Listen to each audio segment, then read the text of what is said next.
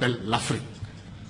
Mais les contradictions, il y a un magma de contradictions. Ce qui se passe en République démocratique du Congo est un scandale permanent.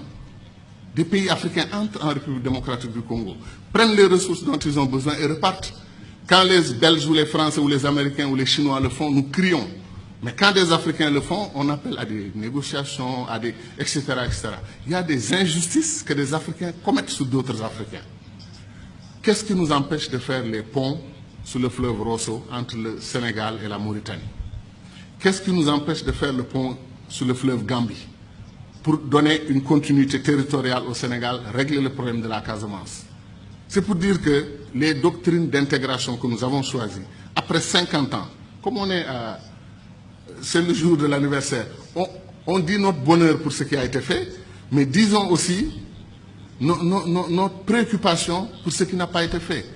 Kourouma, depuis 1958, dit que le barrage de Dinga au Congo peut donner de l'électricité à toute l'Afrique, régler le problème de l'énergie. L'Afrique pourra même exporter de l'énergie. On n'a pas commencé 1 centimètre du barrage de Dinga. On nous dit que le barrage de Swapiti en Guinée peut donner de l'énergie à toute l'Afrique de l'Ouest. Où en est le projet? C'est-à-dire des choses simples qu'on pouvait faire et qu'on n'arrive pas encore à faire. Pour aller en Afrique centrale, moi, je fais 4 jours. 1 jour de voyage, 1 ou 2 jours pour régler les affaires que je veux faire là-bas. Après, c'est la bataille pour le retour. La dernière fois, je suis allé à Douala. Air Sénégal a annulé son vol. Je suis resté 6 heures à l'aéroport. Et après, on m'a dit que non, Air Sénégal n'a pas tout à fait annulé. Ils arrivent. On prend 2 avions et on dit qu'on a une compagnie aérienne. 2 avions, ou 2 avions et demi, parce qu'après, on a un petit dash qui tourne les hélices, etc. Qu'est-ce qui nous empêche de mutualiser? Air Afrique a été une très belle expérience panafricaine.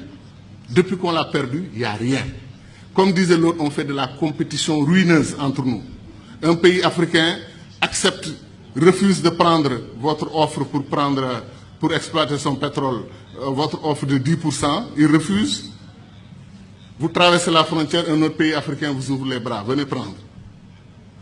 Pourquoi nous faisons des choses comme ça? Donc ce que nous disons, ce n'est pas de la théorie. Contrairement au sentiment de certains amis dans la salle qui ont pensé que nous, on voulait faire un saut, un puissant saut vers le passé. Non, on veut faire un saut vers l'avenir. On veut accélérer l'histoire de ce continent parce qu'on peut le faire. Tout est à volonté d'hommes. C'est les hommes et les femmes qui décident.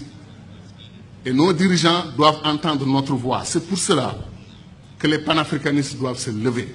Ils doivent s'organiser politiquement. Il y a des Africains panafricanistes qui votent pour des dirigeants anti-panafricanistes, qui ne veulent pas l'unité de l'Afrique. Ça n'a pas de sens. Je pense que les panafricanistes doivent être debout et faire entendre leur voix. Et je termine en disant encore une fois que moi, je crois en l'Afrique, et je sais que ceux qui sont dans cette salle croient en l'Afrique. Ce qui me désole le plus, c'est que si on faisait un concours de ceux qui aiment l'Afrique, qui croient au potentiel de l'Afrique, il y a des chances que les Chinois, les Américains, les Brésiliens viennent avant nous autres Africains. Parce que ces gens connaissent.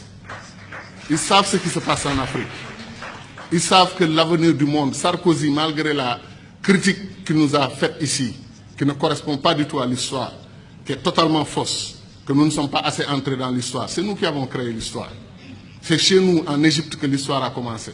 Et ça, j'y crois profondément. Pendant, comme disait Chahantag, eux, l'Europe, ils étaient dans la barbarie. Mais Sarkozy, qu'est-ce qu'il a dit? L'avenir du monde se joue en Afrique. Il est important de nouer des alliances avec les Africains dès maintenant. Bien qu'il ne l'ait pas fait côté immigration. Mais je veux dire que c'est ça. L'avenir du monde se joue chez nous. On semble être les derniers à en être conscients. L'or, le diamant, le pétrole, chaque jour que Dieu fait, un pays africain se découvre pays pétrolier. Il y a des pays comme le Mozambique vers la Tanzanie. On découvre qu'ils ont des réserves d'or et des réserves de pétrole et de gaz supérieures aux réserves du Koweït. Vous vous rendez compte? L'Afrique est un don de Dieu. Est-ce que les Africains en sont conscients? C'est ça la question. Merci.